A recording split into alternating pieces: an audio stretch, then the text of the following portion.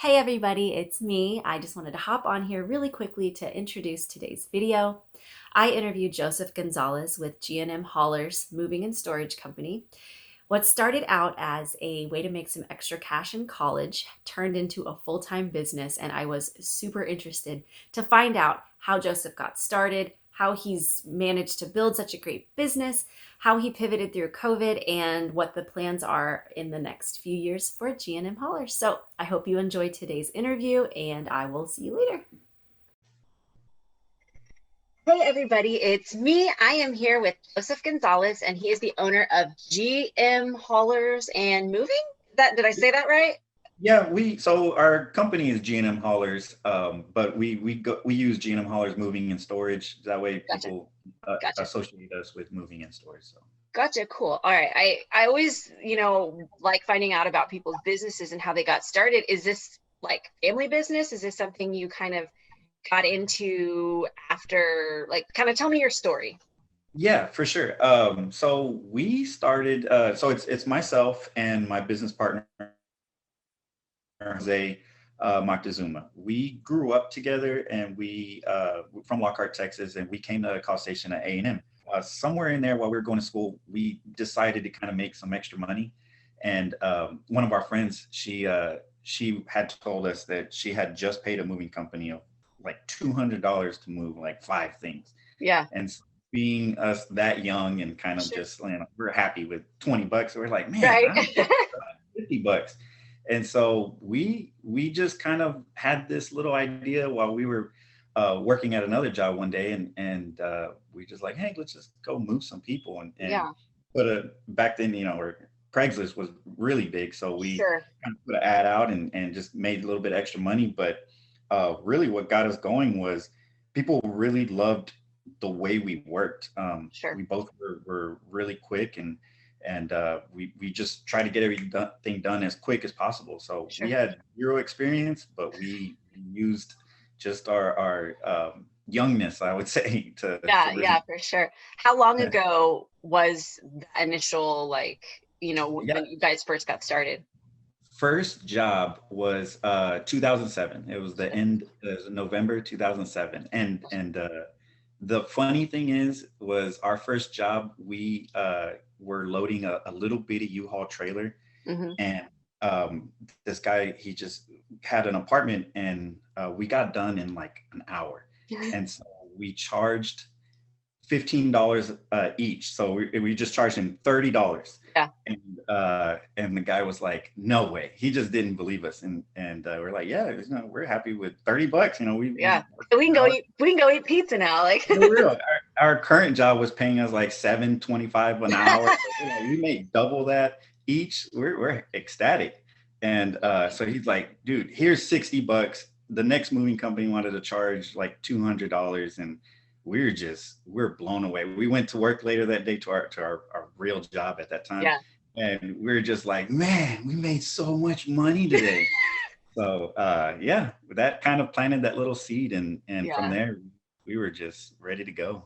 That's crazy. So how did from there you just got work through Craigslist, or like is that kind Yeah, of how that yeah. went? So the first few years, I mean, so that year we probably only did like 5 jobs because it was Sure. November. We Sure. finished off the year, but that next year, just kept doing stuff through Craigslist. Jose had a old '97 F-150, and we used that. And I had talked my dad into getting a little bitty trailer, and Yeah. and just kind of we're just doing small stuff, Yeah. student mainly, but it kind of little by little we kept learning and kept Sure. getting a little bit better, a little bit more efficient. Um, and it wasn't long till it was 2 years later that we actually got a much larger trailer and another truck. Sure. So yeah, it kind of happened pretty quickly. Yeah. Well, I mean, I guess when you find a service that you can provide people and you can provide it well, I think that it happens like that. It just can take off. Um, and that's funny. So what is that? So 2007, you've got a truck Mhm. and a trailer. What does 2020? Well, that's weird, but 2020, what does G&M haulers look like now? Like how many you have, like a fleet? Do you have trucks? Like Yeah, what's it look like now for you guys? Yeah, so we have a total of 7 trucks. Gotcha. So we do anything from still small. So our smaller crews, we have other crew leaders who will take care of a lot of our students in smaller homes. Hmm. And then both Jose and I, we're still very much the forefront of the company. So Sure. we handle a lot of our larger moves. Sure. And those are 3,000, 4,000, 5,000 square foot homes, Yeah. and sometimes yeah we do have to show up with 3 or 4 trucks, Hmm. uh just to especially if we're going out of town, and Sure. trying to bring it back in or so. But Yeah. yeah, 7 trucks, and anywhere from 8 employees to 20. It just kind Yeah. of I depends. mean, when it's busy, you staff Right. up. It's very, very seasonal. So in the Yeah. summertime, every company has to kind of really stack up on Yeah. employees. For sure. I mean, it makes sense. Just like, a lot of the makers and crafters and things, their busy season, November, Mhm. October, starting to gear up for the holidays. That's crazy. So what's the farthest move you've ever done? Like, how far have you ever gone for a client? Yeah, I've gone, let's see, on both ends. So Washington, the state of Washington, I think has been my furthest. It just felt Wow. like it took me forever to get over there. I mean, it's not like you can really go that much further unless you go into Right. Canada. Right. So yeah, that would be, and I want to say on the East Coast, we've gone to New York City actually. So Wow. I So haven't all ventured over. up any further than that in that tip, but yeah, That's a long way. Like, yeah, it is.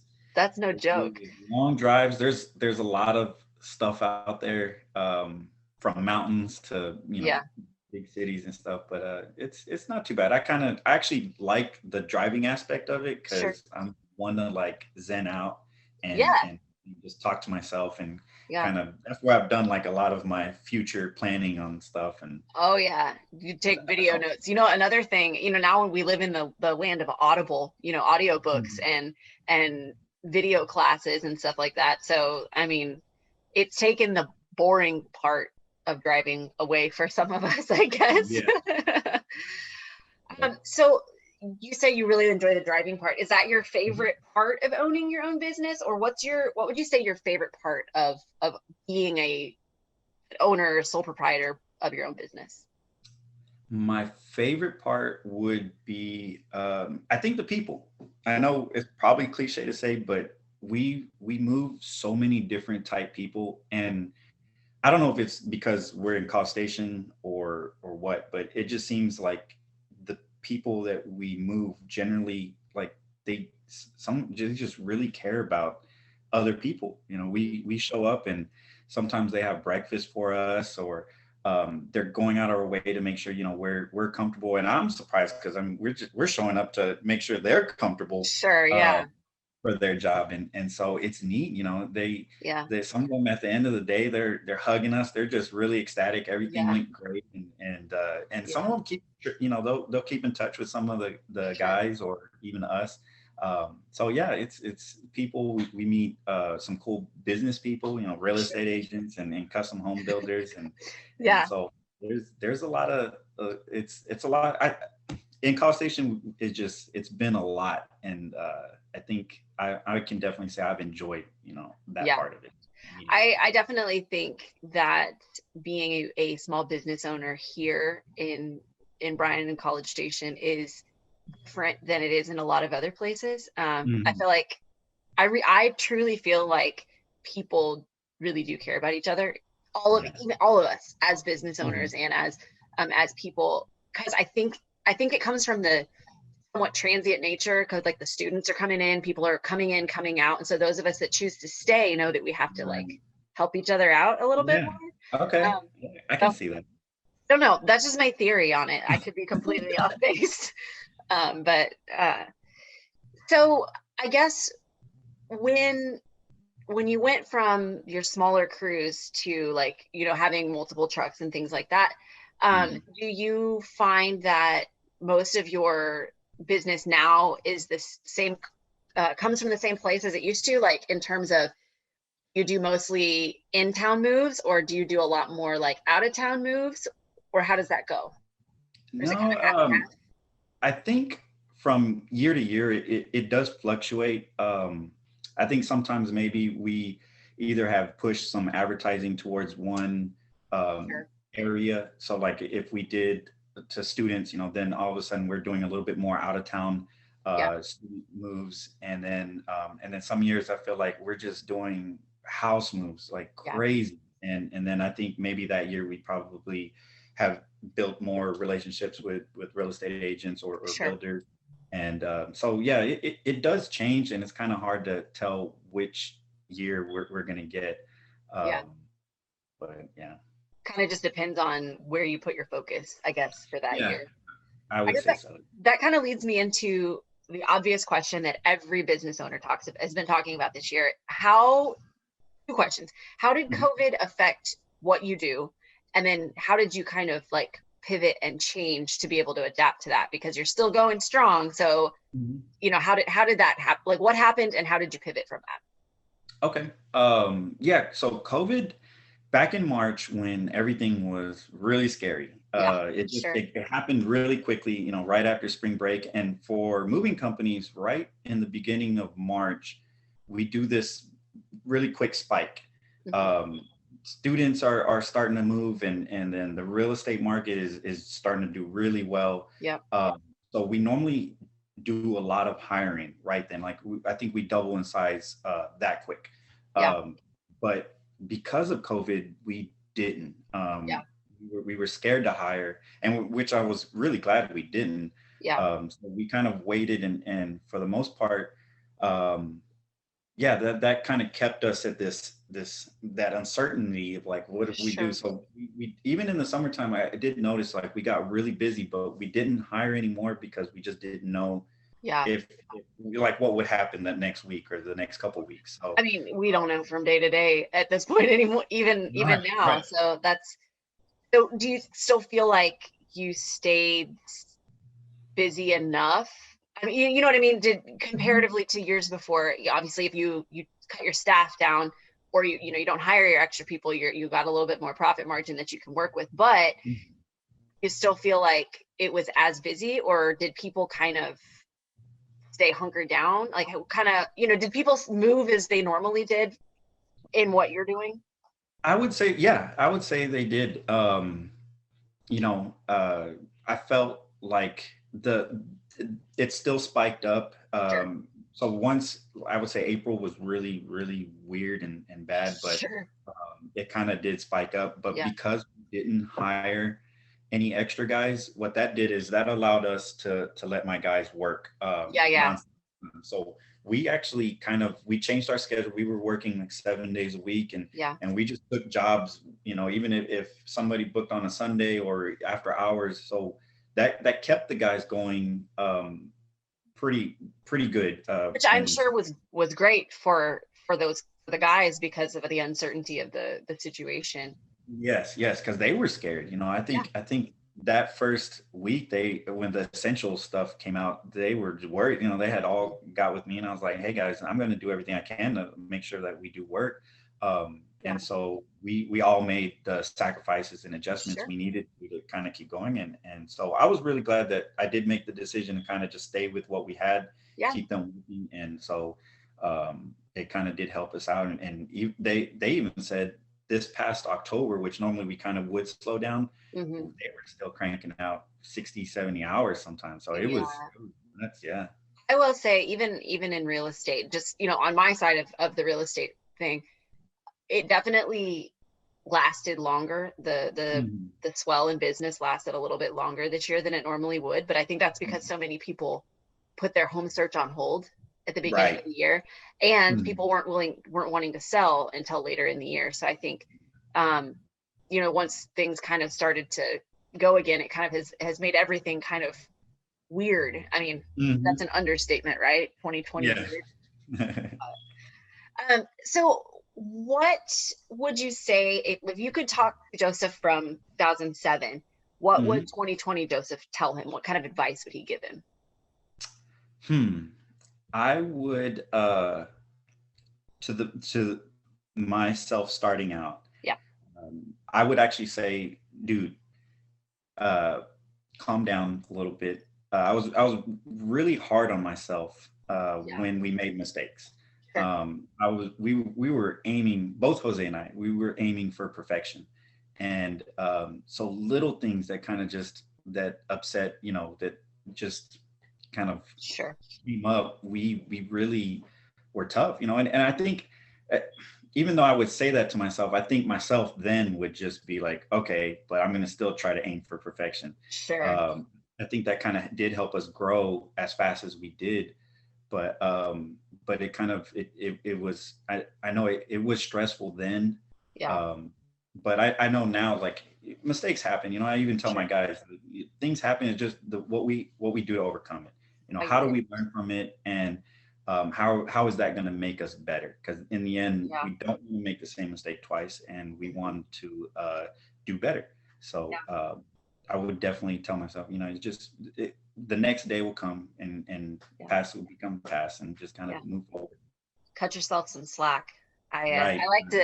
like to call it giving myself a little grace. Hmm. We're navigating something new by owning businesses, and granted, moving, and we're not breaking, we're not doing anything earth shattering different. I mean, but at the same time, like, we're taking it and we're putting our own spin on it. So there's going to be times when we have things that don't work out.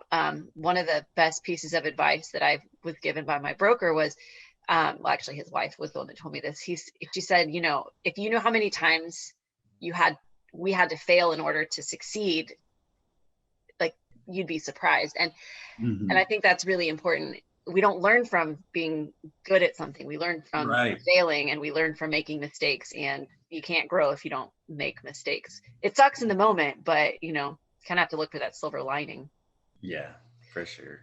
What is one thing that you wish, like, the general public knew about moving companies, or about what it is that you guys do? Like, what's that one thing you wish you could just tell people and say, hey?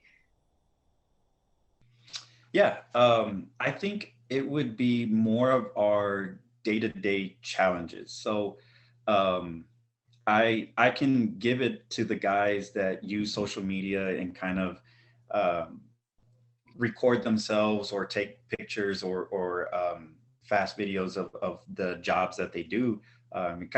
We do have a very interesting job. Sometimes it's not as simple as just picking stuff up and putting in a truck.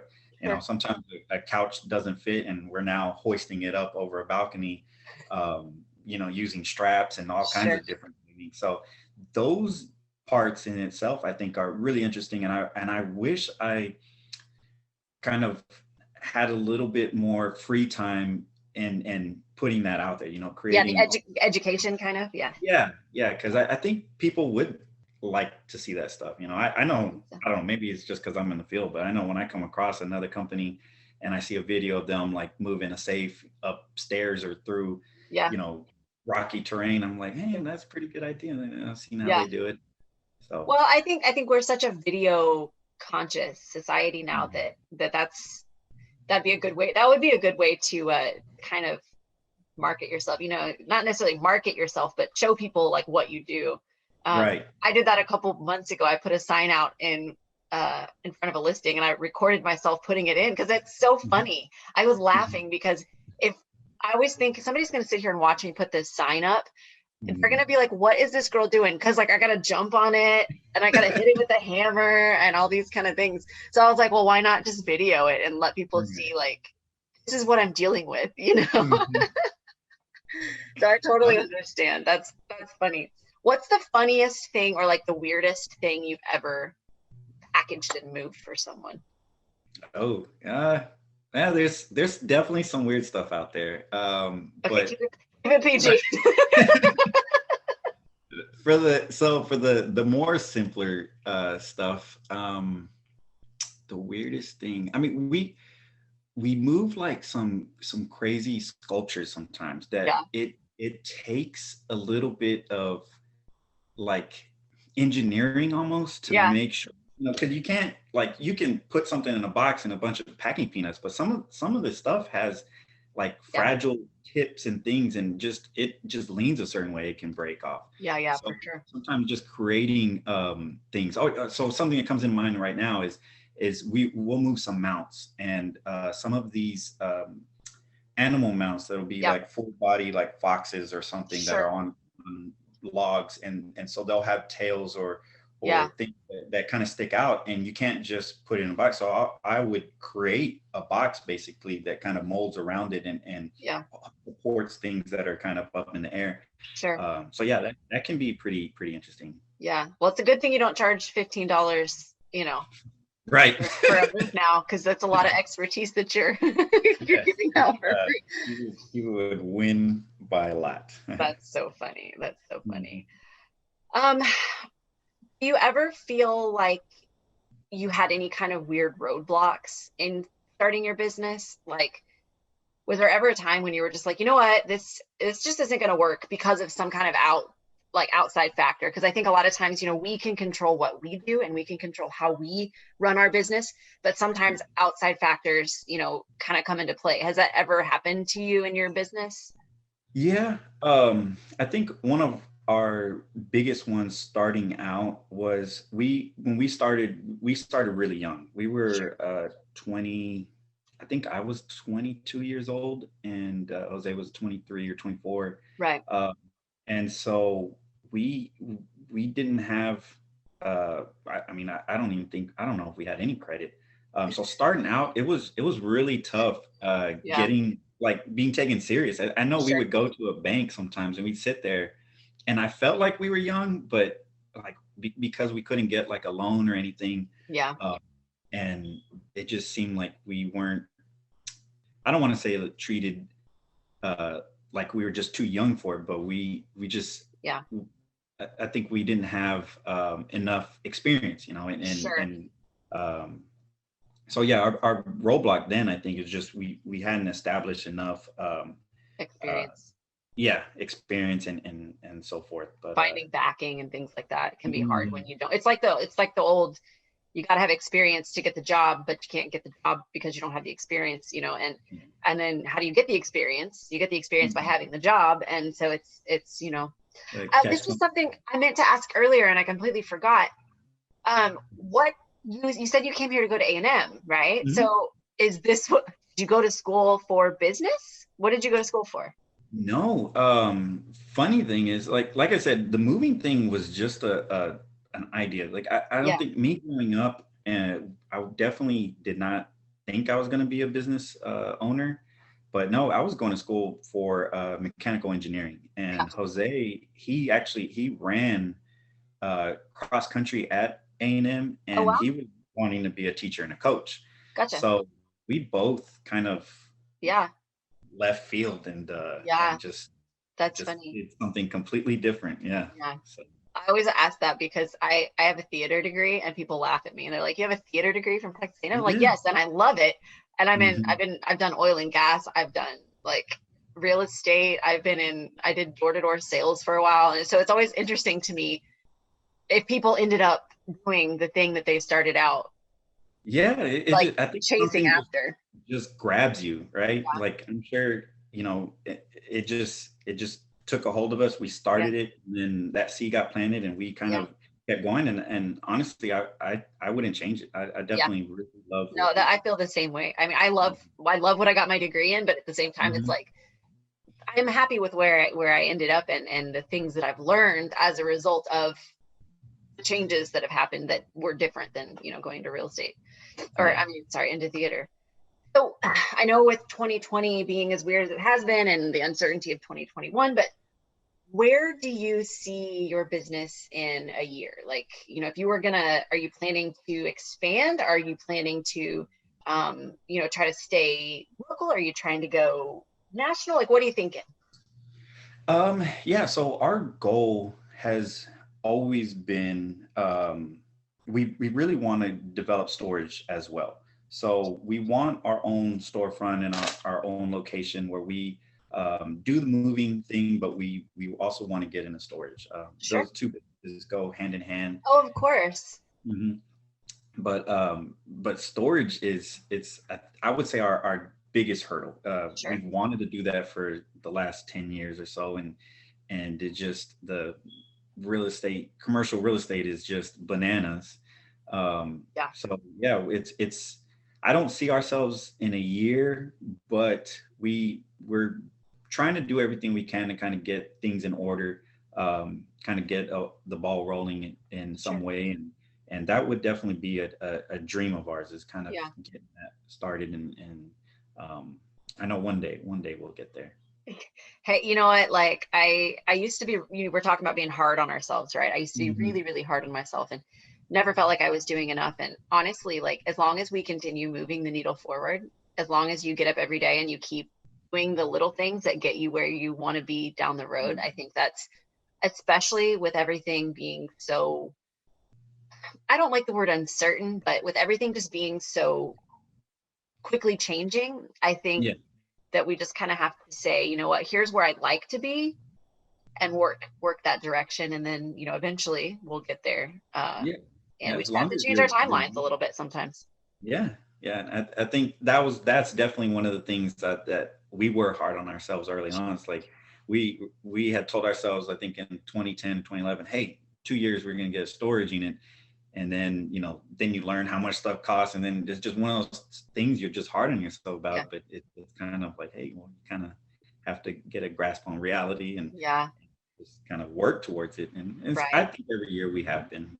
Yeah, I mean, it sounds like, I mean, in 12, 13 years you've created what you've created so far, and I think that's something to be really, really proud of. I think being that you've been able to maintain for so long has Hmm. has it says something about how hard you work. And I don't think that you're, I think you're doing plenty, and I think you're doing Well, great. thank you. Well, is there any other thing that you would like to share about your business, or basically just, this is kind of your open platform, speak? Yeah. Gotcha. For the most part, I would say that let's see about our business. I I like to tell people that something they don't know about moving companies is that a lot of moving companies start up every year. It's a constant growth. Real estate is, I think, is always growing. There's always, you look at College Station and Bryan, just new subdivisions are being Right. constantly, apartment complexes are always being built. And so I know that there are always going to be new companies that come up, but it takes time to be a good mover. Something that people don't understand too is even companies, as they hire new guys, these new guys, that they don't know what they're doing. So it takes a lot for a company to become a good company, because you have to make good employees. Sure. um, and so one thing that I'd like to think that we're a little bit different than most other companies is that both Jose and I, we do aim to try to be out there on the front lines of our moves, especially Yeah. our really big and complicated moves. Sure. It our customers peace of mind that things are going to go the way that I say that they would go, and Yeah. that we're doing everything we can to make sure that they're comfortable, and their precious items are getting taken care of. Yeah. So I think that's there's not a lot of companies that do that. Sure. Most of the time, especially when guys tell me that they come from other moving companies, they say, they've got their managers or whoever are just kind of sitting in the office and Yeah. just delegating. So I do like that we're out there. We really get to train our guys personally, Yeah. and then also meet the customer. So Yeah. that's No, that's got to get FaceTime for sure. yeah, Well, I think that's wonderful. I am so excited that I got to sit down and chat with you. We will share all of your social media things, your phone number, all the ways that people can contact you in the post. And awesome. I hope you have a wonderful day. And thank you so much for taking out time to chat with me. Yes, man. Well, thank you so much. All All right. Thanks right. for everything.